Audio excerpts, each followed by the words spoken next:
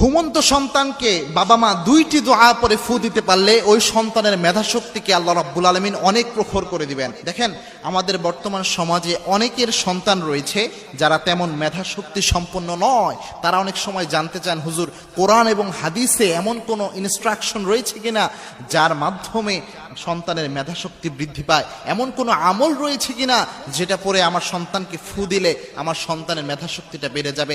অবশ্যই ইসলামে আমল রয়েছে এবং আল্লাহর হাবিব সাল্লাল্লাহু আলাইহি সাল্লাম এই মেধাশক্তি বাড়ানোর জন্য নিজে আমল করতেন। পিতামাতা যদি এই কাজটা করে, বিশেষ করে পিতামাতার দোয়া কিন্তু আল্লাহ রাব্বুল আলামিন কখনো খালি হাতে ফেরত দেয় না। সুতরাং এই আমলটা খুবই গুরুত্বপূর্ণ। বাচ্চার মাথায় হাত দিয়ে অবশ্যই এটা পড়ার ট্রাই করবেন। আল্লাহুম্মা ফাক্কিহহু ফিদ্দীন, এতটুকু পড়লেই যথেষ্ট।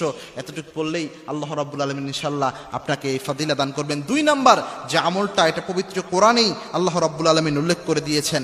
আল্লাহ রাব্বুল আলামিন নিজে শিক্ষা দিয়েছেন, রব্বি জিদনি ইলমা। আল্লাহ রাব্বুল আলামিন মূসা আলাইহিস সালামকে দোয়াটা শিক্ষা দিয়েছিলেন, কেউ যদি জ্ঞান বৃদ্ধি করতে চায় সে যেন এটা পড়ে, রব্বি জিদনি ইলমা, হে আমার রব, আমার জ্ঞানকে আপনি বাড়িয়ে দেন, আমার জ্ঞান আপনি বাড়িয়ে দেন। এটা যদি দোয়ার মধ্যে বলতে পারেন, অবশ্যই আপনার সন্তানের মেধা শক্তিকে আল্লাহ রাব্বুল আলামিন বাড়িয়ে দিবেন।